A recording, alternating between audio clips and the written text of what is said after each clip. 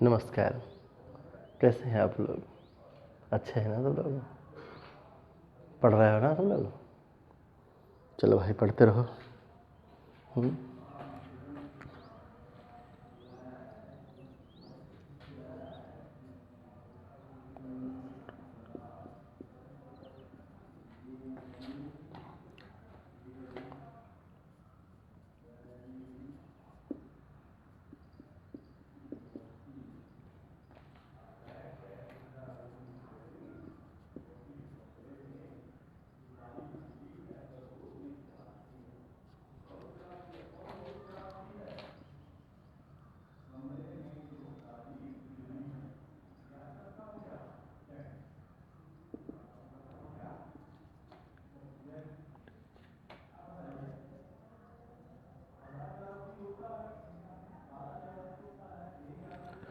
Chemical kinetics का जो अगला पार्ट हम पढ़ा रहे हैं, हो सकता है कभी पार्ट में भी लिखने में गलतियाँ हो जाएं, और ध्यान तो रखते हैं, कभी कभी हो जाता है। कल हमने आपको जीरो ऑर्डर रिएक्शन पढ़ाया, प्रथम कोटि यानी शून्य कोटि की अभिक्रियाएँ पढ़ाई। आज हम आपको प्रथम कोटि की अभिक्रियाएँ पढ़ाएंगे। शून्य कोटि की अभिक्रियाओं में हमने आपको पढ़ाया था कि क्या क्या आपको पढ़ना है, कैसे पढ़ना है, रिएक्शन लिख के दिखाया। शून्य कोटि की अभिक्रियाओं में जो K बराबर x/T है, ये समीकरण याद रखना, ठीक है बेटा। और जो वेग स्थिरांक जो K है उसकी यूनिट याद कर लेना, ठीक बेटा। और जो लास्ट में एक हमने जो रिलेशन निकाला था, जो T½ समानुपाती A है, इसका मतलब ये है कि शून्य कोटि की अभिक्रिया का जो अर्ध आयुकाल है प्रारंभिक कंसंट्रेशन है, मतलब जो प्रारंभिक सांद्रता है उसके समानुपाती होती है। यहाँ से बहुकल्पीय यानी संभावना रहती है। इतनी बातें ही पूछी गई हैं और एक दो उदाहरण भी उसके याद रखना, ठीक है। प्रथम कोटि की अभिक्रिया किन्हें कहा जाता है? ऐसी रासायनिक अभिक्रियाएँ जिनमें अभिक्रिया का वेग अभिकारक के एक अणु की सांद्रता पर निर्भर करता है। ऐसी रासायनिक अभिक्रियाएँ जिनमें अभिक्रिया का वेग अभिकारक के एक अणु की सांद्रता पर निर्भर करता है, उसे प्रथम कोटि की अभिक्रियाएँ कहा जाता है। ऐसी रासायनिक अभिक्रियाएँ जिनमें जो अभिक्रिया का वेग अभिकारक के एक अणु की सांद्रता पर निर्भर करता है, यानी या ऐसे कहें कि अभिक्रिया का वेग जो होता है वह एक अणु की सांद्रता के समानुपाती होता है, ऐसे कह सकते हैं, ठीक है बेटा। तो प्रथम कोटि की अभिक्रियाएँ पढ़ना आपने शुरू कर दिया है। प्रथम कोटि की अभिक्रियाएँ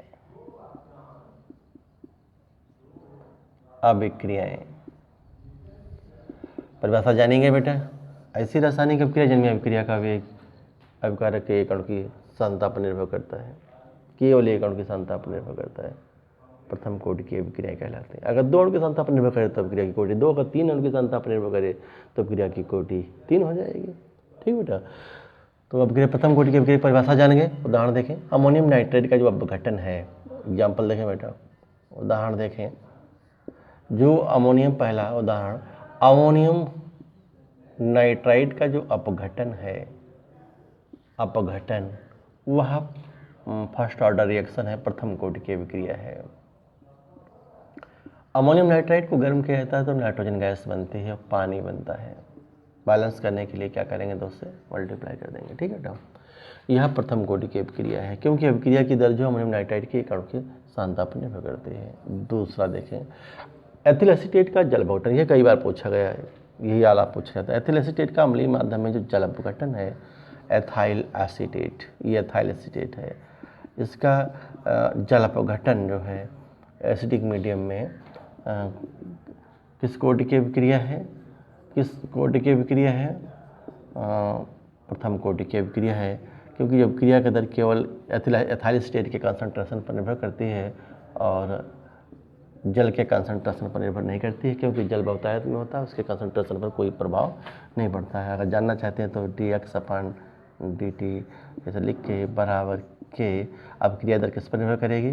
केवल एथाइल एसीटेट के एक अणु के कंसंट्रेशन पर निर्भर करेगी। एक बड़ा सा कोष्ठक कंसंट्रेशन का है, इसकी एक घात के समानुपाती है, यानी तो जो जल के कंसंट्रेशन पर निर्भर नहीं करेगी, अभिक्रिया का वेग जल के कंसंट्रेशन पर निर्भर नहीं करता है, कई बार पूछा गया, ठीक है। इसको वैसे भी पढ़ना बड़े काम का है, एक आगे चलकर पढ़ाएंगे सरफेस केमिस्ट्री, तो सल्फर केमिस्ट्री में आएगा ऑटो कैटालाइसिस, मतलब स्वाद प्रेरण। ये उदाहरण याद करना ही होगा। तो स्वाद प्रेरण में पढ़ाएंगे कि एथाइल एसीटेट का जो जल अपघटन है वह प्रेरण का उदाहरण है, जिसमें जो अपक्रिया के फलस्वरूप बना जो एस्टिक अम्ल स्वमत क्रिया का कार्य करने लगता है। तो यह एक जगह और काम आएगा, इस तो उदाहरण को आप पढ़ ही लेना, ठीक है। एथाइल एसीटेट का जो जल अपघटन करते हैं क्या बनता है, एसिटिक अम्ल बनता है और एथाइल अल्कोहल बनता है। तो जो एस्टिक अम्ल बनेगा इस सब क्रिया में स्वाद प्रेरक का कार्य करेगा, इसलिए इस घटना को या इस रिएक्शन को कहा जाता है स्वाओत्प्रेरण के नाम से जाना जाता है, ठीक है। तो यहाँ पर यह अपक्रिया की कोटि में भी काम आएगा और स्वाओत्प्रेरण में भी काम आ जाएगा। बेटा जरूर पढ़ लेना, ठीक है। इस रिएक्शन को आपको पढ़ना ही है, स्वाओत्प्रेरण में भी काम आ जाएगा। अगला उदाहरण, सुक्रोज का जल अपघटन कर दें। सुक्रोज C12H22O11 जल अपघटन कर दें, है ना। तो जल अपघटन करेंगे तो क्या बनेगा, सुक्रोज एक अणु ग्लूकोज बनेगा C12 और C6 हो जाएगा H12O6 और C6H12O6। आगे इसको भी पढ़ना, यह डाइसैकेराइड है। अब डाइसैकेराइड उन्हें कहा जाता है जिनके जल अपघटन से मोनोसैकेराइड के दो अणु बनते हैं। मोनोसैकेराइड वो होते हैं, एक जैव अणु पढ़ाएंगे उसमें ये चीज़ आएगी, डाइसैकेराइड, मोनोसैकेराइड, ओलिगोसैकेराइड भी, ठीक बेटा। तो इस उदाहरण को भी पढ़ना, ये डाइसैकेराइड है, सुक्रोज एक डाइसैकेराइड होता है। सुक्रोज डाइसैकेराइड कौन होते हैं, जिनके जल अपघटन से मोनोसैकेराइड के दो अणु बनते हैं, उन्हें क्या कहा जाता है, डाइसैकेराइड कहा जाता है, सुक्रोज। और उदाहरण जानना चाहे तो और देखिएगा, हाइड्रोजन पेरोक्साइड का जो अपघटन है, हाइड्रोजन पेरोक्साइड का जो अपघटन है वह भी प्रथम कोटि की अभिक्रिया है। प्रथम कोटि की अभिक्रिया है, प्रथम कोटि की अभिक्रिया है।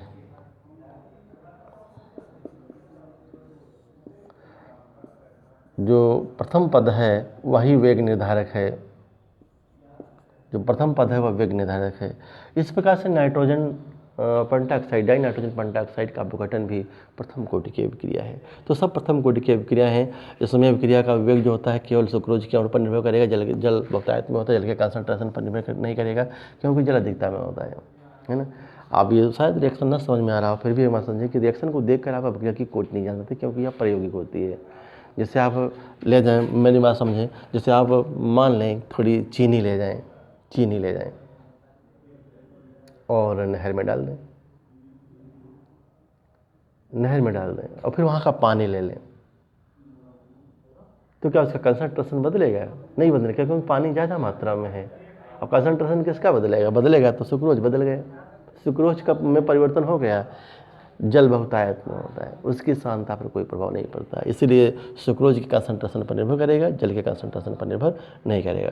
और ये वाला जो रिएक्शन देख रहे हो, मंद वेग जो होता है, मंद पद जो होता है वह वेग निर्धारक होता है, जो तीव्र वेग से क्रिया होती है वह वेग निर्धारक नहीं होता है। तो यहाँ 4-5 उदाहरण हमने आपको दे रखे हैं। एक और बता रहे हैं, नाइट्रोजन डाई नाइट्रोजन पेंटाऑक्साइड का अपघटन भी प्रथम कोटि की क्रिया होती है, ठीक बेटा, पढ़ना। तो ये वाला इंपॉर्टेंट रिएक्शन देखना है, इन दोनों को हो सकता है कि इनमें कौन प्रथम कोटि की अभिक्रिया है और क्यों है समझना, ठीक बेटा।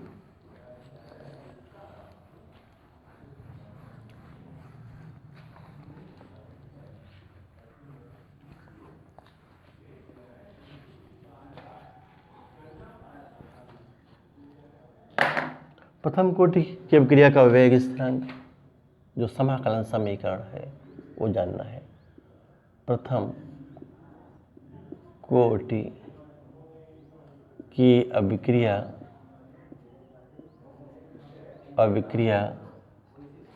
का वेग स्थिरांक,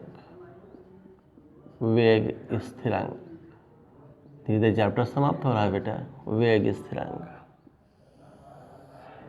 हमें समाकलन समीकरण निकालना है। सिलेबस उपलब्ध हो गया होगा, सब लोग तो नेट से देख लिए होंगे क्या सिलेबस में है क्या नहीं है। एक तो इलेक्ट्रोकेमिस्ट्री वाला चैप्टर छूट गया पीछे, ध्यान नहीं रहा हमको, हमने सोचा कि केमिकल काइनेटिक्स पहले है तो मैंने केमिकल पढ़ाना शुरू कर दिया।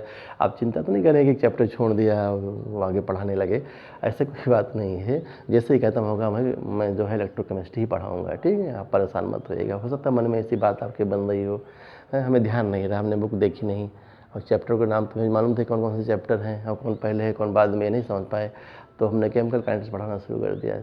तो केमिकल काइनेटिक्स जैसे समाप्त होगा मैं इलेक्ट्रोकेमिस्ट्री पढ़ा दूंगा, आप चिंता मत करिएगा, ठीक है। जो भी समझ में आ रहा है उतना भाई समझ लो, और नहीं समझ में आ रहा है कुछ तो फिर ऊपर वाला अगर चाहेगा तो फिर कोरोना काल से अगर मुक्ति मिल जाएगी, जैसे समय मिलेगा आपको फिर समस्याओं का सलूशन निकालेंगे। हम सब लोग मिल बैठ कर फिर पढ़ेंगे। देखते हैं भाई, इस आपातकाल में कोई रास्ता नहीं है, हमने तो पहले शुरू कर दिया था, अप्रैल में ही बहुत कुछ पढ़ाया, आपको 2 चैप्टर तक पढ़ाए है ना। बच्चों ने ज़्यादा रिस्पॉन्स नहीं दिया, फिर भी उसी दौर में चल रहे हैं हम लोग। तो हमने चलो फिर देखते हैं, आगे चलकर वीडियो डालते रहेंगे।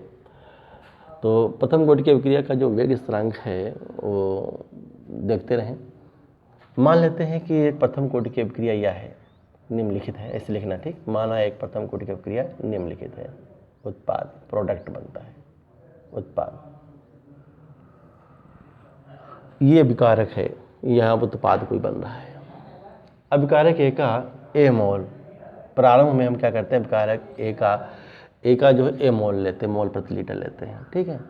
और जो उत्पाद होता है 0 होता है, प्रारंभिक सांद्रता, ये प्रारंभिक सांद्रता है, प्रारंभिक सांद्रता हमने ए मोल प्रति लीटर ले रखा है, यानी अभिकारक ए कैपिटल ए में लिया है और उसका ए मोल जो है उसकी प्रारंभिक सांद्रता है। प्रारंभिक सांद्रता 0 होगी बेटा, उत्पाद प्रारंभ में नहीं होता, प्रारंभिक सांद्रता, ठीक बेटा। और टी समय पश्चात अब जो ए है उसका एक्स मोल जो होता है वह उत्पाद में कन्वर्ट हो जाता है टी समय पश्चात। टी समय पश्चात जो सांद्रता जो है ए का जो इसका ए मोल लिया था इसका जो एक्स में कन्वर्ट हो जाता है, ठीक है। तो ये बचेगा कितना, अभिकारक की सांद्रता रहेगी कितनी गई, ए माइनस एक्स से ये रह गई, ठीक है। तो टी समय पश्चात जो अभिकारक की सांद्रता कितनी है, ए माइनस एक्स है। तो टी समय पश्चात अभिक्रिया का वेग, टी समय पश्चात अभिक्रिया का वेग, अभिक्रिया का वेग, तो जानते हैं अभिक्रिया का वेग जो कंसंट्रेशन के समानुपाती होता है। अभिक्रिया का वेग किसके समानुपाती, कंसंट्रेशन, टी समय पश्चात कितनी है, ए माइनस एक्स, ये है।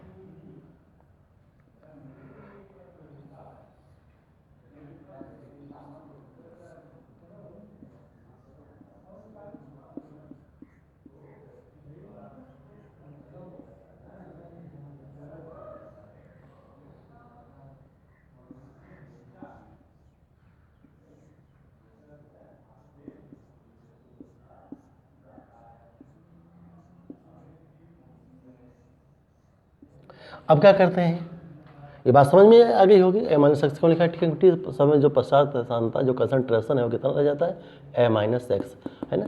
द्रव्यानुपाती क्रिया का नियम लगा है, जो फर्स्ट ईयर में पढ़ा रखा है, जो लोग समझदार हैं जान रहे होंगे, है ना, जो लोग समझदार हैं जरूर जान रहे होंगे। ये ऐसा नहीं है कि आप कोई पढ़ नहीं सकता, मैं ये नहीं कहूँगा कोई पढ़ नहीं सकता, लेकिन पढ़ने के लिए आपको अपना जो ईमानदार मस्तिष्क है वो लगाना ही पड़ेगा। आप बड़ी ईमानदारी के साथ पढ़िएगा, वो भी अपने साथ ईमानदारी कीजिएगा, है ना। लोग अपने के साथ ही बेईमानी कर लेते हैं, कभी कभी कहते हैं मैं समझ नहीं आता है, क्या पढ़ा दिया। अरे आप समझने का प्रयास ही नहीं करते भाई, जब समझने का प्रयास नहीं करोगे तो कौन आपको समझा लेगा। जिस दिन आप समझने का प्रयास करने लगोगे तो आप सीख ही लोगे, कहीं ना कहीं तो सीख ही लेते हैं फिर, है ना। तो देखें यहाँ तक आ गए हम लोग बेटा। अब क्या करते हैं, समाकलन करते हैं, समाकलन करते हैं। इस समीकरण का क्या करते हैं, समाकलन, समाकलन करने पर, समाकलन करने पर, समाकलन करने पर, समाकलन कर रहे हैं बेटा, तो समाकलन करे दे रहे हैं भाई, है ना बेटा। समाकलन हो गया, समाकलन मैथ वाले तो जान ही रहे होंगे, क्यों भाई, समझ रहे हैं ना। वो लोग शौक में मैथ ले लेते हैं, बायोलॉजी वालों की समस्या तो रहती है, मैथ वाले भी ऐसे हैं जो बायोलॉजी जैसे ही लोग हैं।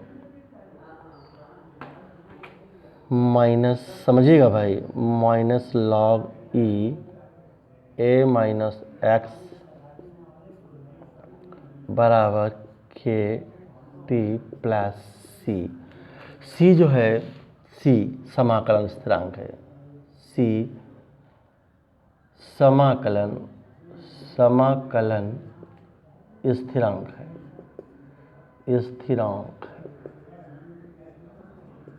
समाकलन स्थिरांक है। ठीक बेटा। तो प्रारंभ में x बराबर क्या था, 0, ये लिखा हमने। और जब टाइम शून्य था, टाइम भी कुछ नहीं था भाई, रिएक्शन होने में कुछ टाइम लगता है ना, ये तो नहीं जैसे ही अभिकारक लिया उत्पाद बन गया, तो संभव नहीं है ना। प्रारंभ में मेरे पास कोई उत्पाद नहीं था, प्रारंभ में मेरे पास अभिकारक था, तो रिएक्शन होने में कुछ तो समय लगेगा। यहाँ पर टाइम क्या है, यहाँ टाइम क्या है, t बराबर क्या है, 0। तो x बराबर 0 और t बराबर जब 0 हो तो c बराबर क्या हो जाएगा, x 0 रखोगे है ना, t 0 रखोगे तो k भी 0 हो जाएगा। तो c बराबर क्या हो जाएगा बेटा, c बराबर क्या हो जाएगा तब जब x बराबर 0 t बराबर 0 होगा, तो यहाँ पर 0 हो जाएगा, t और 0 से मल्टीप्लाई हो जाएगा, यानी 0 आ जाएगा। तो क्या आएगा, माइनस लॉग ई ए इतना आया, c बराबर आ गया, ये माइनस।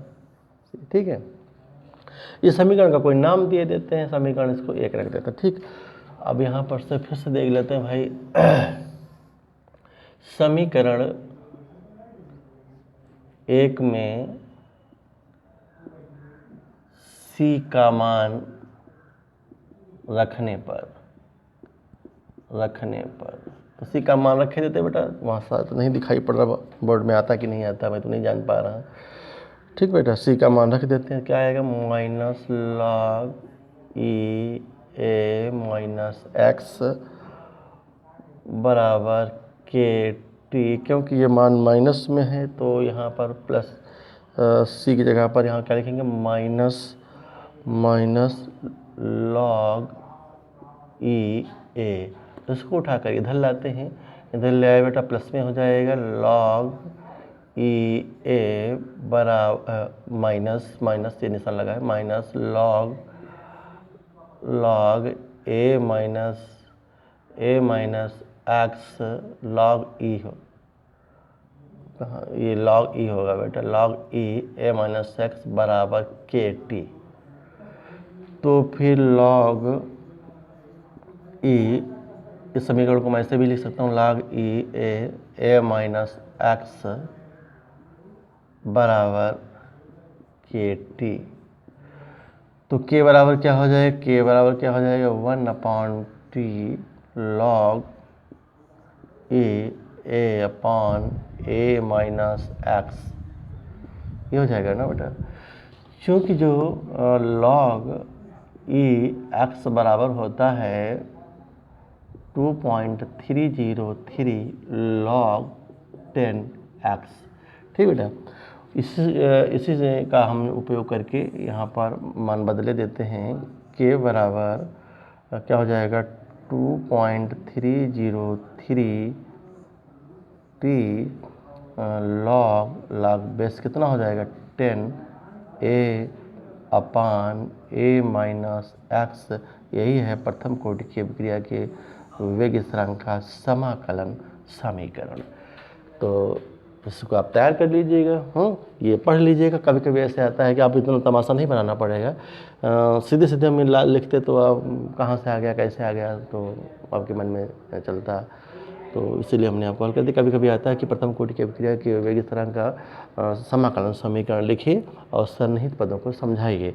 तो आप जानेंगे होंगे के क्या है, वेग स्थिरांक है, टी समय है, ए प्रारंभिक कंसंट्रेशन है, और ए माइनस जो एक्स है, ए माइनस एक्स है, टी समय पश्चात कंसंट्रेशन है। ठीक है बेटा, तो इस प्रकार से आप इसको पढ़ लीजिएगा। ये पूछा गया है कि प्रथम कोटि की अभिक्रिया के वेग स्थिरांक का समाकलन समीकरण क्या लिखे, सन्निहित पदों को समझाइए। तो अब हमको बता रखा है के क्या है, यहाँ पर वेग स्थिरांक है, टी समय है, ए क्या है, प्रारंभिक कंसंट्रेशन है जब टाइम 0 हो, टी बराबर 0 हो, और टी समय पश्चात जब कुछ समय गुजर गया तो कंसंट्रेशन कितना हुआ, ए माइनस एक्स है। ये आप पढ़ लेना है। ठीक भैया, इतना जानने के बाद में यहाँ पर आप तो एक चीज़ जान ही रहे हैं वेग स्थिरांक की यूनिट पूछी जाती है, बार बार मैंने बताया। कहेगा प्रथम कोटि की अभिक्रिया के वेग स्थिरांक की यूनिट बताओ, तो प्रथम कोटि की अभिक्रिया वेग स्थिरांक की यूनिट अगर चाहोगे तो यहाँ से भी निकाल सकते हो। टाइम नीचे है तो टाइम अगर सेकंड में है तो सेकंड की घात क्या हो जाएगा माइनस, ये भी कंसंट्रेशन है, ये भी कंसंट्रेशन की क्या होता है मोल प्रति लीटर, नीचे भी कंसंट्रेशन है वो भी मोल प्रति लीटर कैंसिल हो जाएगा, तो क्या आ जाएगा, समझ रहे होंगे ना। तो फिर जो मात्रा की यहाँ से सूत्र से भी मात्रा निकाल सकते हो, सेकंड की घात माइनस 1, यदि सेकंड है टाइम सेकंड में तो सेकंड की घात माइनस 1 हो जाएगा। अगर ये टाइम उसमें क्या नाम मिनट में है तो मिनट की घात माइनस 1, घंटा हो तो घंटा की घात माइनस 1 में लिख दिया। ठीक है बेटा, इतना पढ़ना भाई।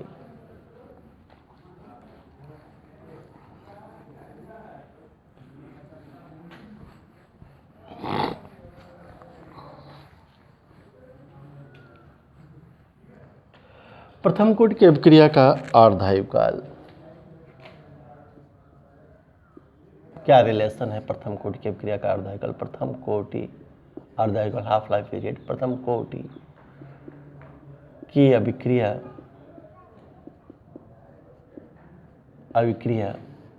का अर्धायु काल, अर्धायु काल।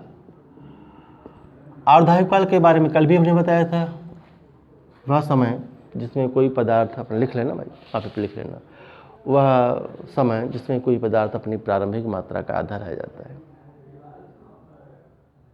पढ़ने में अगर कुछ दिक्कत होती है, लिखने में दिक्कत होती है, तो अगल बगल में कोई भैया बहन अगर इंटरमीडिएट कर रहा हो आपके पास में, तो उससे मांग लेना कॉपी, तो कुछ सहूलियत हो जाएगी। अगर मेरी लिखाई हुई तो और अच्छी बात है। तो जैसे जिस अध्यापक के पास पढ़ते हैं उसी का कुछ लिखा पढ़ाया हुआ समझ में आता है ना। मैं नहीं कहता हूँ मेरा ही समझ में आएगा, दूसरे का समझ में नहीं आएगा। अगर कहीं दूसरे की मिल जाए तो दूसरे की ले लो, लेकिन यह है कि जिसका जो पढ़ा रहा है उसके पढ़ाने का तरीका और दूसरे अध्यापक के पढ़ाने के तरीके में अंतर होता है। सब एक जैसे नहीं हो सकते, लेकिन चीज़ एक ही पढ़ानी है, ये बात जरूर है। ठीक है बेटा, देख लेना अपना, अगर कोशिश करना तो अपने आप ही लिख लोगे। प्रथम कोटि की अभिक्रिया का अर्धायु काल वह समय जिसमें कोई पदार्थ वह समय जिसमें कोई पदार्थ अपनी प्रारंभिक मात्रा का क्या रह जाता है, आधा रह जाता है, क्या कहलाएगा, अर्धायु काल कहलाया जाता है। प्रथम कोटि की अभिक्रिया के समाकलन समीकरण से, प्रथम कोटि की अभिक्रिया का समाकलन समीकरण क्या था, अभी हमने लिखा था k बराबर 2.303 t log, इसका बेस 10 है, a माइनस x ये है। ठीक बेटा, ये प्रथम कोटि की अभिक्रिया के समाकलन समीकरण से लिख लेना, प्रथम कोटि की अभिक्रिया के समाकलन समीकरण से। तो t क्या है, t बराबर हुआ t हाफ, जानते हैं 0.5 या 1/2। t हाफ का मतलब होता है अर्धायु काल। t की स्थान में क्या लिखेंगे, t हाफ क्या है, अर्धायु काल। और जो x है वह है प्रारंभिक सांद्रता का क्या रह जाता है, आधा a/2 ऐसे लिख देते हैं। तो सब सूत्र में मान रख दो, या एक मान x की जगह पर a/2 लिख दिया, तो चलो ऐसे लिख देते हैं। तो k बराबर 2.303 t log 10 a minus a/2 ऐसे लिख दिया। तो अब जान ही रहे होंगे क्या लिखेंगे, k बराबर 2.303 t हाफ कर लेते हैं यहाँ पर। ठीक, t हाफ, तो यहाँ क्या हुआ, t हाफ हुआ log 10 a/2, 2 पर चला जाएगा। तो k बराबर 2.303 t हाफ log 10, तो 2a/a कैंसिल हुआ, तो क्या आया, k बराबर 2.303 t हाफ log 10 2।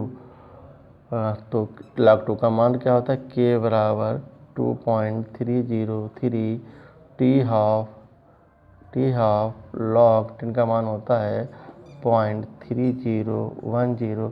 जब इनका मल्टीप्लाई करोगे तो आएगा k बराबर 0.693 इनका मल्टीप्लाई करो 0.693 के करीब आएगा टी हाफ। इस समीकरण से द्वारा सिद्ध हो गया कि प्रथम कोटि की अभिक्रिया का जो अर्धायुकाल है, 1/2 लिखा बेटा हाफ। प्रथम कोटि की अभिक्रिया का जो अर्धायुकाल है वह प्रारंभिक सांतनिक कंसंट्रेशन पर निर्भर नहीं करता है।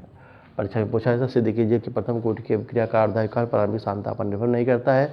तो बहुकल्प भी आ सकता है।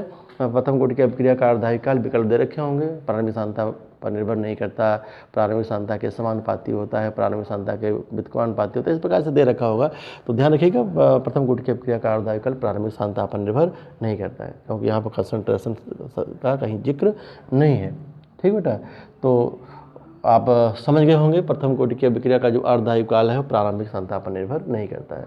सिद्ध कीजिए कि प्रथम कोटि की अभिक्रिया का अर्धायुकाल प्रारंभिक सांद्रता पर निर्भर नहीं करता है। क्यों निर्भर नहीं करता है वो आप समझिएगा, क्योंकि यहाँ पर कोई कंसंट्रेशन है ही नहीं।